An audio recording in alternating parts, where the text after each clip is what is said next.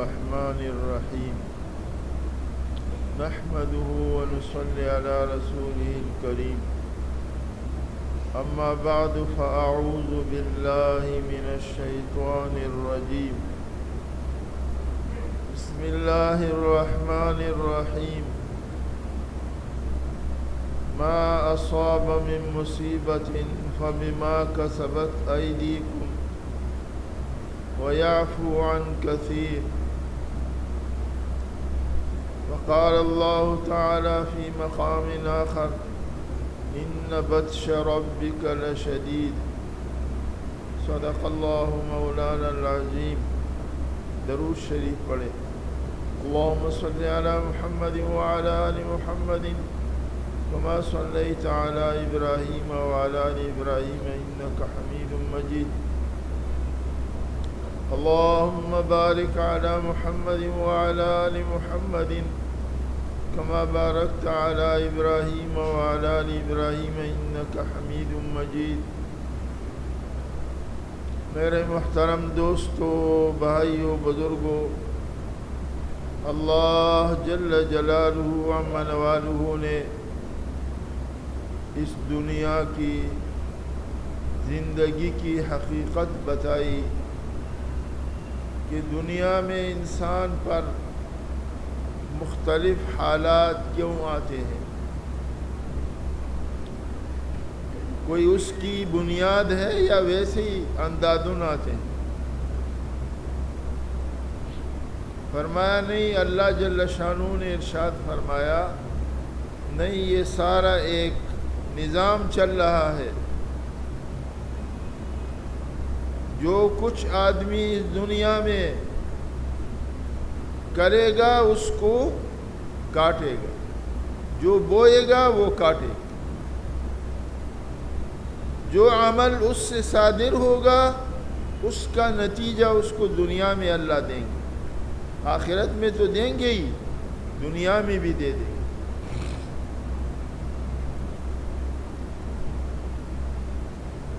ایسا نہیں ہے کہ یوں ہی اندادن بلا کسی نظم کے، بلا کسی ترتیب کے دنیا میں انسان پر تکلیف آ جائے یا راحت آ جائے، اس کا پیچھے سے کوئی نہ کوئی سبب ضرور ہوتا ہے، مگر آدمی کا کبھی خیال جاتا ہے کبھی نہیں جاتا۔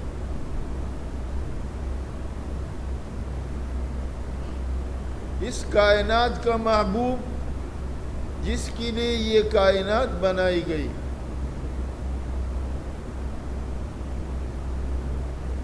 جس پر اللہ جل شانہ کو خود محبت ہے،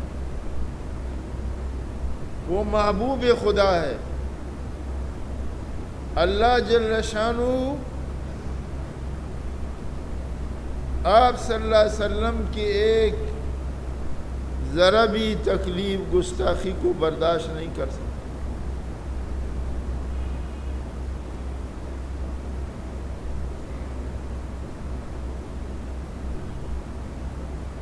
ہم جب پڑھتے تھے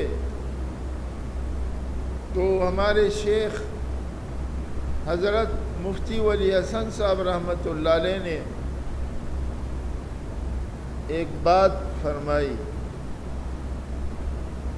فرمایا دو گناہ ایسے ہیں جس سے ساری زندگی کے اعمال ختم ہو جاتے ہیں، باطل ہو جاتے ہیں، بالکل مٹ جاتے ہیں۔ دو گناہ ایسے، ایک فرمایا اسلام لانے کے بعد مرتد ہو جانے سے، ایک آدمی مسلمان ہوا اس کے بعد نعوذ باللہ مرتد ہو گیا، کافر ہو گیا، تو اس کی پچھلی زندگی کے سارے اعمال ختم، نمازیں پڑھی وہ ختم، حج کیا وہ ختم، روزے رکھے وہ ختم، بیوی سے نکاح کیا وہ ختم، ساری چیزیں ختم۔ ایک تو اسلام لانے کے بعد مرتد ہونے سے، اور دوسرا فرمایا آقائے نامدار صلی اللہ علیہ وسلم کی گستاخی کرنے سے۔ ایک آدمی نے اگر ذرا سی بھی گستاخی کی تو اس کی زندگی کے پچھلے سارے اعمال ختم۔ اور قرآن پاک سے یہ دلیل پیش فرمائی، وَلَا تَجْهَرُوا لَهُ بِالْقَوْلِ كَجَهْرِ بَعْضِكُمْ لِبَعْضٍ أَن تَحْبَطَ أَعْمَالُكُمْ۔ اللہ پاک نے صحابہ کو مخاطب کر کے ارشاد فرمایا، میرے محبوب صلی اللہ علیہ وسلم کے سامنے زور سے مت کہو، جیسے آپس میں تمہیں ایک دوسرے کے ساتھ آزادی کے ساتھ چیختے چلاتے ہو، ایسا مت کرو۔ ان تحبط اعمالکم، ایسا نہیں کہ کہیں تمہارا عمل سارا ضائع ہو جائے۔ تو میرے دوستو بزرگوں، یہ دنیا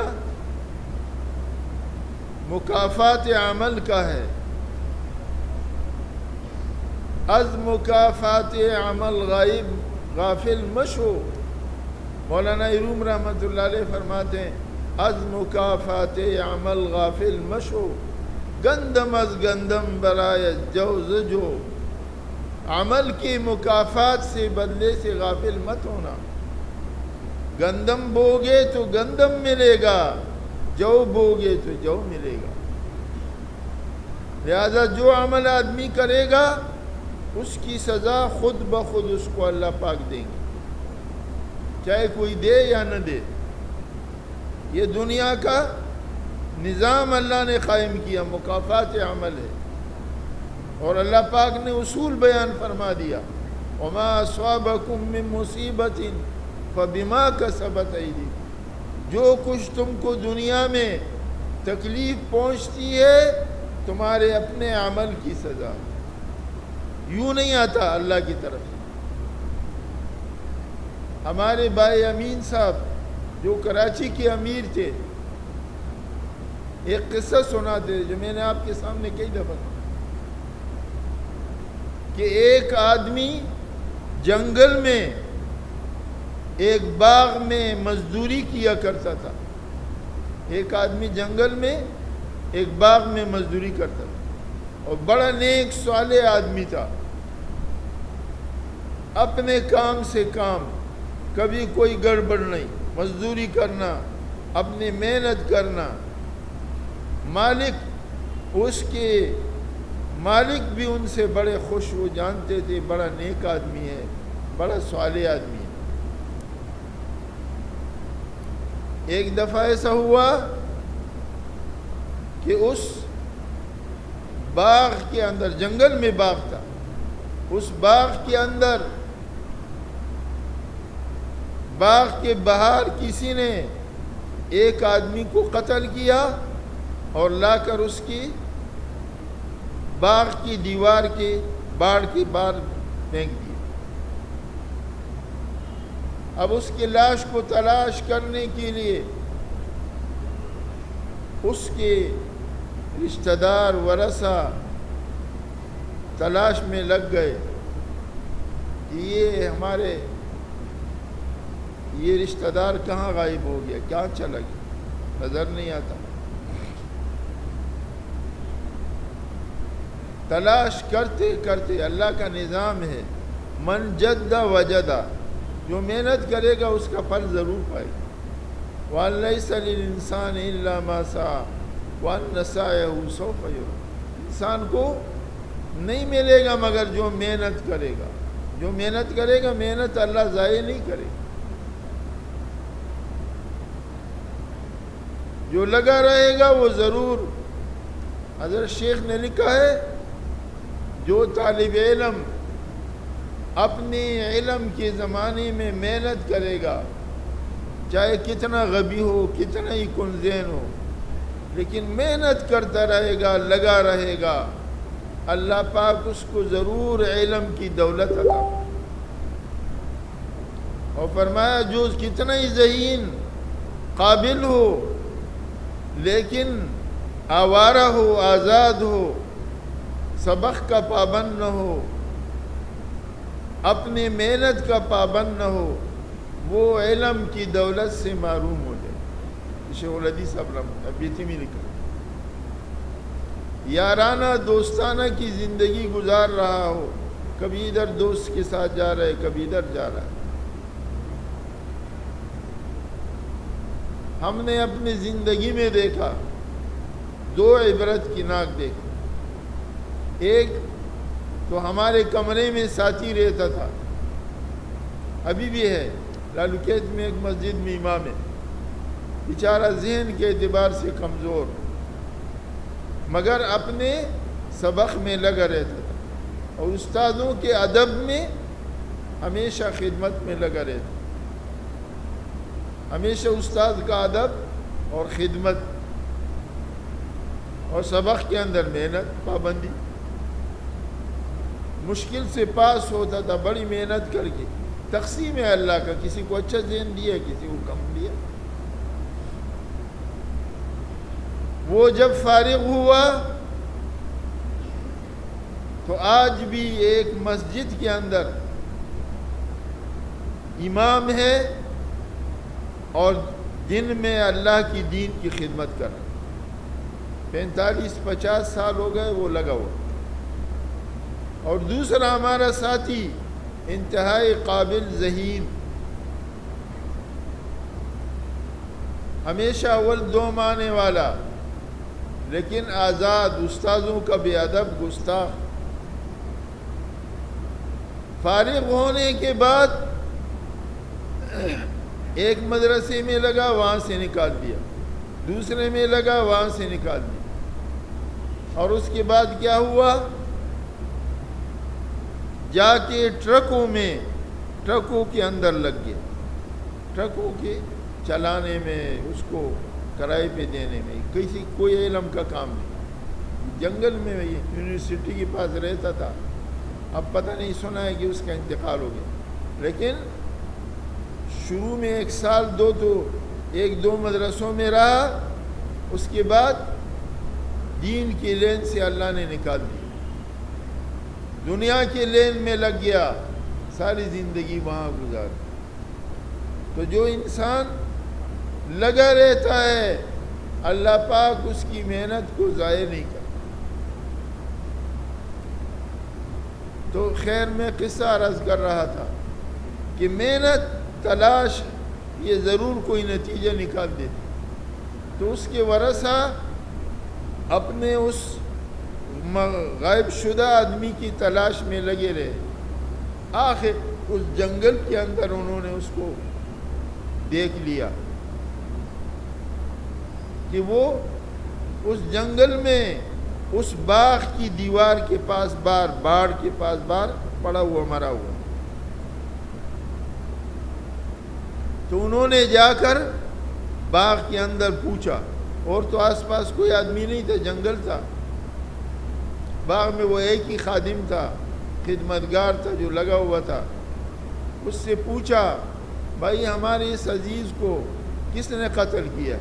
وہ بیچارہ سیدھے سادہ آدمی، صالح آدمی، اس نے کہا، مجھے تو نہیں پتا، میں تو سارا دن اس کام میں باغ میں مزدوری کرتا ہوں، مجھے تو بار کا کوئی پتہ نہیں ہوتا۔ انہوں نے کہا، آپ کو پتہ نہیں ہے تو اس کو کسی کو قتل کرتے ہوئے بھی دیکھا ہے؟ کوئی آدمی یہاں ہے، کوئی شور ہوا؟ اس نے کہا، نہیں، میں نے تو شور بھی نہیں سنا۔ جو آدمی اپنے کام میں لگا وہ بار کو کیا دیکھے؟ آخر ورثہ نے کہا، عجیب بات ہے، نہ تم نے کسی آدمی کو دیکھا ہے کہ اس کو قتل کیا، کوئی شور، ایک آدمی قتل ہو رہا ہے، اور پھر بھی نہ کسی آدمی کو لاتے ہوئے لاش دیکھا ہے، تو پھر تو تم نہیں قتل کیا، اور کس نے کیا؟ انہوں نے جا کر عدالت میں اس پر مقدمہ دائر کر دی، قاضی کی عدالت میں۔ قاضی صاحب نے اس کو بلا کر پوچھا، تو نے کسی کو قتل کرتے ہوئے دیکھا ہے؟ اس نے کہا نہیں۔ کوئی آدمی آتے ہوئے دیکھا؟ بولا نہیں۔ پھر کس نے قتل کیا؟ مجھے نہیں پتا، وہ لگا وہ اپنے کام میں، کہا میں تو کام میں تھا۔ تو انہوں نے کہا کہ یہ کیسے ہو سکتا ہے کہ ایک آدمی قتل ہو جائے، آپ کو کچھ پتہ نہیں، نہ آتے ہوئے کسی کو دیکھا ہے، نہ قتل کرتے ہوئے دیکھا ہے، نہ کسی آدمی کو دیکھا ہے، اور یہ آپ کی دیوار کے پاس آدمی مقتول پڑا ہوا ہے، تو یہ تو تم نے ہی قتل کیا۔ اور قاضی نے فیصلہ دے دیا کہ اس کی جگہ اس کو قصاص میں قتل کر۔ اب اس کے جو مالکان ہیں وہ بہت پریشان ہوئے کہ یہ کیا بات، یہ تو بیچارہ نیک صالح آدمی، ہم جانتے ہیں اس کو، ہم اس کو جانتے ہیں، یہ تو اپنے کام سے ساری زندگی کام رکھتا ہے، نہ کسی سے چھیڑنا چھاڑنا، نہ کسی سے لڑائی جھگڑا، یہ تو اپنے کام میں لگا ہوتا ہے، تو اس بیچارے پر یہ کیسے قتل کا مقدمہ ہوا؟ تو وہ گئے اس زمانے کا ایک اللہ والا، لوگ اللہ والے کے پاس جاتے ہیں نا دعاؤں کے لیے، ان کی دعائیں اللہ قبول کرتے ہیں، اللہ کے محبوب ہوتے ہیں، لاڈلے ہوتے ہیں۔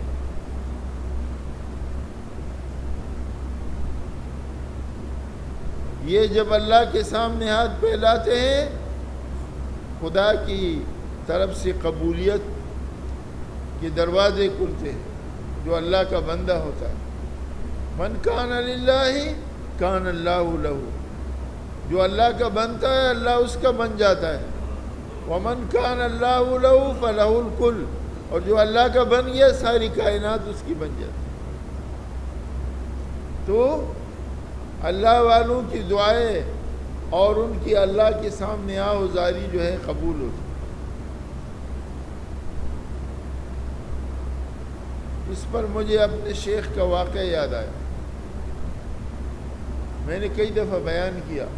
ہمارے حضرت الشیخ بن نوری رحمۃ اللہ علیہ نے سبق میں ہمیں سنایا کہ ایک دفعہ مفتی محمود صاحب رحمۃ اللہ علیہ آئے ہوئے تھے۔ اس زمانے میں جمعیت کے دو ٹکڑے ہو گئے تھے، ایک جمعیت علماء اسلام حقیقی گروپ، ایک جمعیت علماء اسلام ہزاروی گروپ۔ 1970 میں یہ دو جماعتیں بن گئی۔ حقیقی میں حضرت تھانوی رحمۃ اللہ علیہ کے جتنے معتقدین مریدین خلفاء تھے، اور ہزاروی میں یہ دوسرے مفتی محمود صاحب رحمۃ اللہ وغیرہ یہ حضرات، ہمارے حضرت بن نوری رحمۃ اللہ علیہ کو مفتی محمود صاحب رحمۃ اللہ علیہ سے بڑی محبت تھی، اور ان کو بھی بڑی تھی، ہمیشہ آتے تھے۔ اور اس کے پیچھے ایک بہت لمبی کہانی میں وہاں نہیں جاتا کہ مفتی صاحب کیسے آدمی تھے، کتنا تقویٰ تھا۔ ایک مثال دیتا ہوں، مولانا تقی عثمانی صاحب مدظلہ العالی نے لکھا ہے کہ میں نے مفتی صاحب جیسا آدمی علماء اولیاء اولین میں دیکھا ہے، اس زمانے میں نہیں دیکھا، اور اس کا وجہ بیان کیا کہ مفتی صاحب شوگر کے مریض تھے، ان کی انگلی پر کسی نے، انگوٹھے پر کسی نے پاؤں رکھ دیا، انگوٹھا زخمی ہو گیا، زخم بڑھ گیا، ڈاکٹروں نے کہا یہ انگوٹھا آپ کو کاٹنا پڑے گا۔ تو یہ مولانا تقی عثمانی صاحب مدظلہ بیان میں لکھا ہے، میں نے خود پڑھا ہے۔ 3 وجہ لکھی مفتی صاحب کی کمالات کی، میں بیان کر دوں۔ ایک فرمایا کمال یہ تھا مفتی صاحب میں، درس و تدریس پڑھاتے ہوئے سالوں 50 سال گزر گئے، مگر جس مسئلے پہ ہم بحث کرتے تھے ایسا لگتا تھا جیسے یہ ابھی پڑھا کے آئے، ایسا اللہ نے حافظہ دیا تھا، ذہن دیا تھا۔ فرمایا دوسرا ہم نے ان کو ایسا وسیع القلبی دی تھی، وسعت قلبی، کہ ہم نے کبھی مفتی صاحب کے چہرے مبارک پہ بل نہیں دیکھا، جب جاؤ ہنستے ہوئے چہرہ، کتنا بھی تکلیف میں ہو دکھ میں ہو ہنستا ہوا چہرہ۔ اور تیسرا یہ واقعہ لکھا کہ ڈاکٹروں نے طے کیا کہ ان کا انگوٹھا کاٹا جائے گا، اب جب لے گئے ان کو جناح اسپتال میں انگوٹھا کاٹا، مفتی صاحب رحمۃ اللہ علیہ نے فرمایا یہ بے ہوشی کا جو انجیکشن ہے یہ انتہائی تقویٰ کی بات ہے، فتوی کی بات نہیں، تقویٰ کی.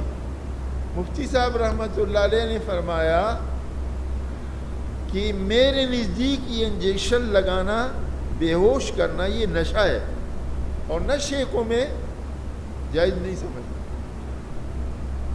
لہذا میرا انگوٹھا تم کاٹو لیکن مجھے بے ہوشی کا انجیکشن مت دو. ایک آدمی کا انہوں نے کہا پھر ہم کریں کیا؟ کہا تم کاٹو اپنا. مفتی صاحب نے ہاتھ میں تسبیح دی، اللہ کا ذکر شروع کیا.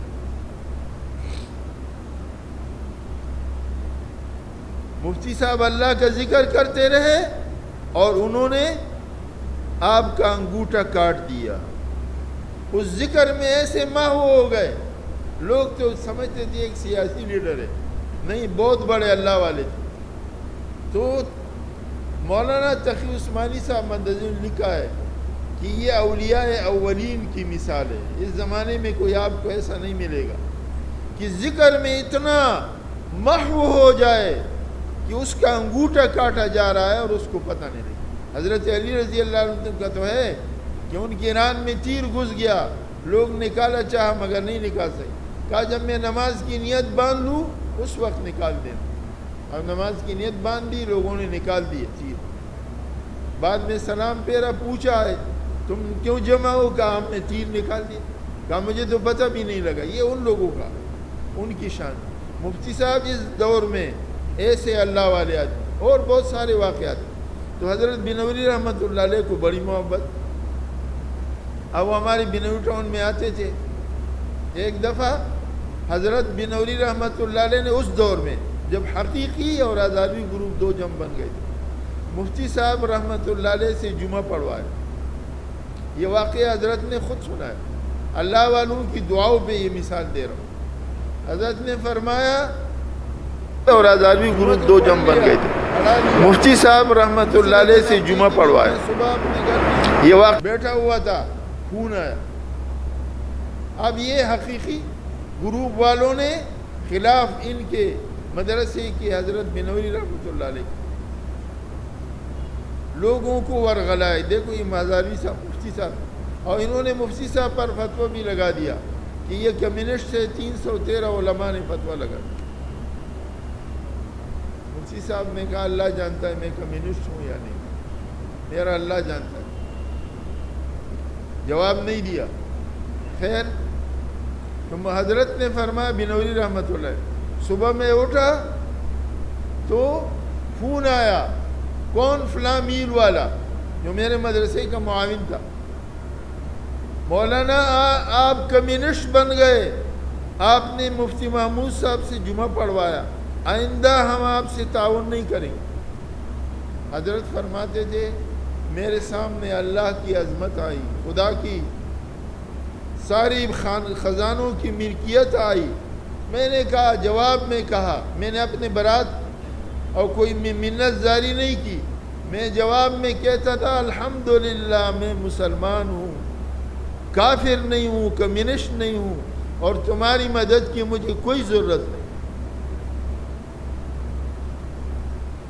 فرمایا ابھی چند منٹ گزرے پھر دوسرا فون آیا. کون ہو؟ فلاں میل والا، یہاں تمہارا آپ کا تعلق والا. ہم نے سنا ہے آپ کمیونسٹ بن گئے، آئندہ ہم آپ سے تعاون نہیں کریں گے. آپ نے مفتی محمود صاحب سے جمعہ پڑھا. حضرت فرماتے تھے میں نے جواب دیا الحمدللہ میں مسلمان ہوں، کمیونسٹ نہیں ہوں، اور مجھے آپ کی مدد کی کوئی ضرورت نہیں. فرمایا اس طرح ہوتے ہوتے رات تک میرے سارے معاونین جو مدرسے کے تھے انہوں نے انکار کر دیا، اور میں یہی ایک جواب دیتا رہا. اللہ کی عظمت، اللہ کی رزاقیت کو سامنے رکھ کتنا اللہ سے تعلق تھا وہ تو اللہ ہی جانتا ہے. جو ان کا توکل استغنا ہم نے دیکھا، ہم نے بڑے بڑے اللہ والوں میں نہیں. فرمایا میں رات کو لیٹ گیا، مجھے یہ خیال آیا کہ یار مدرسے سے جتنے تعاون کرنے والے تھے وہ تو سب نے انکار کر دیا، مگر میں نے کہا اللہ میں نے تو تیرے بھروسے پہ، تو ہی جانتا ہے کہ میں کون ہوں. میں کمیونسٹ نہیں ہوں، میں تو مسلمان ہوں، میں تو آپ کا بندہ ہوں. اللہ سے دعا کی. اب صبح اٹھا، صبح جو ہے تہجد میں اللہ سے دعا کی، اللہ تیرے بھروسے بھی کیا سب کچھ. اب صبح جب ہوئی 9 بج گئے تو دیکھا کسی نے دروازہ کھٹکھٹایا. اب گھر میں محمد ہوتا تھا، وہ کبھی گھر میں کبھی باہر. اس زمانے میں مولانا سلیمان بنوری پیدا نہیں ہوئے تھے، تو وہ اس وقت نہیں تھے. میں گیا دروازے پہ تو دیکھا ایک آدمی کھڑا ہے. کون؟ کہا اب مولانا جنوری ہے. میں نے کہا میں تو مولانا جنوری نہیں، بنوری ہوں. کہاں بنوری کیا بات ہے؟ کہا میں یہ 70,000 روپے لایا ہوں، آج سے 40 سال پہلے 1970 کی بات سنا رہا ہوں. 40 45 نہیں 48 سال ہو گئے، آج 2018 ہے. تو یہ میں لایا ہوں، یہ آپ قبول کر لیں. حضرت نے فرمایا کیسے لائے ہو؟ تم مجھے میرا نام نہیں جانتے، مجھے نہیں پہچانتے، اور یہ لائے ہو مدرسے کے لیے کیسے لائے؟ کہا میں لایا نہیں ہوں، مجھے حکم دیا گیا. کیسے حکم دیا گیا؟ رات کو میں نے آپ صلی اللہ علیہ وسلم کی زیارت کی. آپ صلی اللہ علیہ وسلم نے فرمایا صبح جب اٹھو تو یہ پیسے لے جا کر بنوری ساؤنڈ میں داخل کر دو. مولانا بنوری ساؤنڈ. میں نام بھول گیا تھا کیونکہ میں نے کبھی بنوری ساؤنڈ دیکھی نہیں تھی، نام نہیں سنا تھا. تو میں جنوری بول رہا ہوں. میں پہلے آیا یہاں یتیم خانے میں، لوگوں سے پوچھے یہاں مدرسہ ہے، انہوں نے کہا یہ یتیم خانہ ہے. وہاں گیا وہاں تو مجھے سمجھ نہیں آیا. یہ تو اس کے لیے آپ صلی اللہ علیہ وسلم نے وہاں تو اسکول کی پڑھائی دی، کوئی دینی تعلیم زیادہ نہیں تھی سامنے. میں نے وہاں پوچھا یا اور کوئی مدرسہ ہے؟ انہوں نے کہا ہاں آگے بنوری ٹاؤن. تو میں پوچھ کے یہاں آیا، میں نام بھول گیا. حضرت نے فرمایا جاؤ دفتر میں پیسے جمع کرو، رسید لے لو. تھوڑی دیر کے بعد پھر دیکھا دروازہ کھٹکھٹایا ایک آدمی. پھر آیا، کہا مولانا بنوری آپ ہے کہاں؟ میں یہ 60,000 روپے لایا مدرسے کو دینا چاہتا. بھائی کیسے دینا چاہتے؟ میں تو جانتا نہیں آپ کون ہیں. فرمایا اس آدمی نے کہا عرض کیا حضرت میں بھی نہیں جانتا ہوں آپ کو، مجھے تو رات کو آپ صلی اللہ علیہ وسلم نے حضرت نے فرمایا اس طرح دور تک اتنے پیسے آئے کہ ہمارے سال کے خرچے سے آگے بڑھنے لگے. میں نے منع کر دیا، اب دوسرے مدرسے میں جا کے دے. ایک دن سب نے منع کیا، دوسرے دن اللہ والوں کی کہتے ہیں نا ان کی دعائیں اللہ کی یہاں عرش تک جاتی. تو میرے شیخ کا یہ واقعہ، تو یہ بات تو بیچ میں الگ آ گئی. تو میں عرض کر رہا تھا کہ لوگ اس وقت کے اللہ والے کے پاس گئے، وہ مزدور کا قصہ سنا رہا تھا. اللہ والے نے کہا ایک رات کا ٹائم مجھے دے دو، کل آ جانا. اب یہ لوگ جب کل گئے تو اللہ والے نے کہا یہ فیصلہ ٹھیک ہوا ہے، یہ صحیح ہے. انہوں نے کہا یہ کیسے حضرت؟ یہ تو بڑا نیک آدمی ہے، بڑا پرہیزگار ہے، یہ تو اس قسم کی حرکتیں نہیں کر سکتا. انہوں نے کہا مجھے بھی پتہ یہ نیک ہے، پرہیزگار ہے، اس نے قتل نہیں کیا، مگر اس نے ایک اور گناہ کیا جس کے بدلے میں یہ فیصلہ ہوا. وہ کیا کیا؟ کہا یہ جب یہاں مزدور نہیں تھا، ایک اس کا زمانہ تھا، یہ دریا کے کنارے بیٹھا ہوا تھا. یہ ہمارا یہ جو دریائے سندھ آتا ہے یہ تو ٹھنڈا ہے نا، اسی طرح دریائے جتنی بھی آتی برف پگھل کے آتا ہے.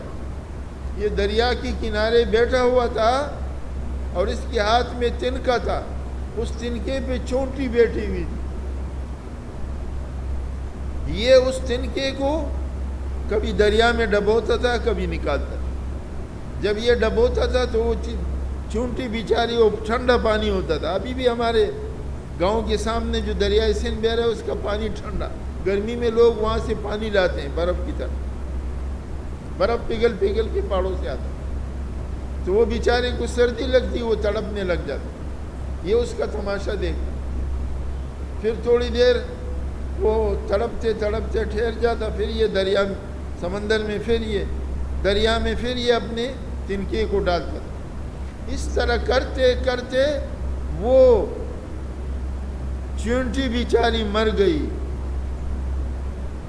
تو اس مزدور نے اس آدمی کو نہیں قتل کیا، مگر اس نے اللہ کے اس بے گناہ بے زبان مخلوق کو تماشا بنا کر اس طرح قتل کر دیا۔ تو یہ اس کے عوض میں قتل کیا جا رہا، یہ اس کے عوض میں قتل کیا جا رہا ہے۔ اس کا قصور یہ نہیں ہے کہ اس نے اس آدمی کو قتل کیا، مگر اس نے ایک اور مخلوق کو تکلیف دی۔ تو میرے دوست بزرگوں، میں عرض کر رہا تھا کہ اگر اللہ پاک ایک چونٹی کے ساتھ آدمی بے ادبی اور گستاخی کرے، اس کی تکلیف پہنچائے، وہ اللہ برداشت نہیں کرتا، اس کے لیے عدالت سے قتل کا فیصلہ ہوتا ہے۔ تو آپ کا کیا خیال ہے؟ اللہ کی محبوب صلی اللہ علیہ وسلم پر لوگ توہین کرے، الزامات لگائے، اور اللہ کی دین کے علماء کو لوگ بے دردی سے قتل کرے، وہ ایسے چھوٹی جائیں گے۔ تاریخ میں لکھا ہے، حضرت مدنی رحمۃ اللہ علیہ، پاکستان جب بن رہا تھا، حضرت مدنی رحمۃ اللہ علیہ جو دیوبند کے شیخ الاسلام تھے، اس وقت زمانے میں دو طبقے بنے ہوئے تھے، ایک مسلم لیگ، ایک کانگریس۔ میں سیاست میں نہیں جاتا، آپ کو واقعی کی مثال دیتا ہوں۔ حضرت شیخ مدنی رحمۃ اللہ علیہ کانگریس میں تھے، یعنی پاکستان نہیں بناؤ، مل کے رہو، ہم دین کی تبلیغ کریں گے۔ اور انہوں نے کہا نہیں، ہم الگ بنائیں گے۔ دونوں اپنی جگہ پر حق پر تھے، نہیں بنانے والے بھی اپنے دلیل اور بنانے والے۔ حضرت تھانوی رحمۃ اللہ علیہ انہیں بزرگوں میں تھے جو کہتے تھے کہ پاکستان بناؤ، اور حضرت مدنی رحمۃ اللہ علیہ کہتے ہیں نہیں بناؤ۔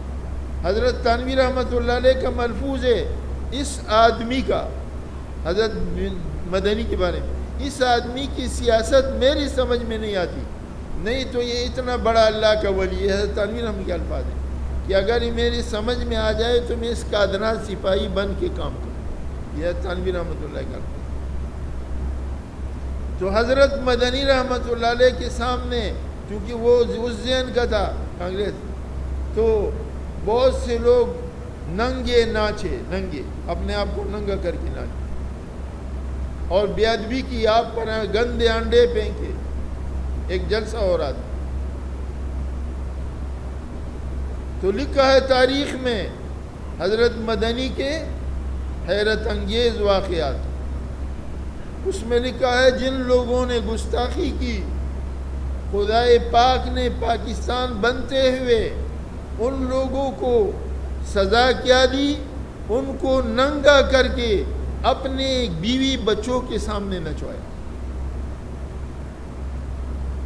جو اللہ والوں کی توہین کرتا ہے، اللہ اس توہین کو برداشت نہیں کر سکتا۔ اللہ اپنی کسی معمولی ولی کی توہین کو، من آذی لی ولیا فقد آذنتہ بالحرب، جس نے میری ولی کو تکلیف دی، اللہ کہتے ہیں میری طرف سے اعلان جنگ ہے۔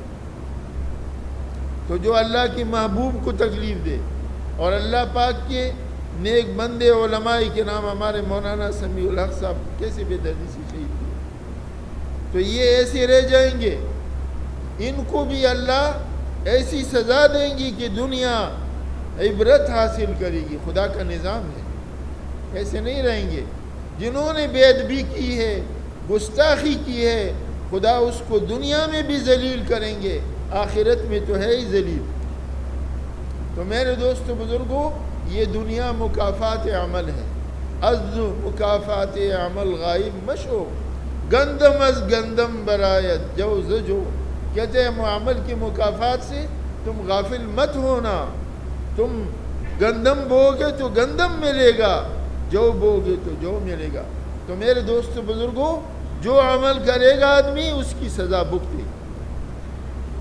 اس لیے اپنے اعمال کو ٹھیک کر کے خدا کی طرف متوجہ ہو جاؤ، پھر دیکھو کہ اللہ پاک آپ کے ساتھ اور جو گڑبڑ کر رہا ہے اس کے ساتھ کیا معاملات کرتے ہیں۔ مگر یہ کب ہوگا؟ جب ہم اللہ کی طرف متوجہ ہو جائیں۔ اللہ کے ساتھ ہمارا تعلق ہو جائے. اللہ کی تعلق پیدا کرنے کے لیے یہ اللہ کی ضربیں لگانی پڑتی ہیں، اور اللہ کے ساتھ تعلق پیدا کرنے کے لیے یہ مراقبے اور یہ ذکر ہوتا ہے. تھوڑی دیر کے لیے مراقبہ کریں گے، وقت بہت تھوڑا ہے، تاکہ ہمارا یہ کھویا ہوا دل جو ہے اللہ پاک اپنی یاد سے آگاہ بیدار کر دے اور اللہ کے ساتھ ہمارے دل کا تعلق قائم ہو جائے. اب ہمارے یہاں ذکر خفی ہے، یعنی آہستہ ذکر ہے، جو زبانی ذکر پر 70 گنا زیادہ فوقیت رکھتا ہے. اس کا طریقہ یہ ہے، دونوں آنکھیں بند کر دو، دونوں ہونٹ ملا لو، سانس کو ناک سے لو، دل کے اندر جو الٹے پستان سے 2 انگل نیچے پہلو کی طرف ہے، اس دل کے اندر خیال کیجئے کہ میرے دل کے اندر اللہ جل جلالہ عم نوالہ، یہ ذکر مبارک کے انوارات و تجلیات کا نور حضور اکرم صلی اللہ علیہ وسلم کے قلب مبارک سے، سینہ مبارک سے، اس سلسلہ عالیہ نقشبندیہ کے بزرگان دین کے توسل سے آ رہا ہے، جس سے میرے دل کے اندر گناہوں کے زنگ، ظلمات، اندھیرات، خطرات، کدورات سب کو جلا دیتا ہے، اور میرا دل کہتا ہے اللہ اللہ اللہ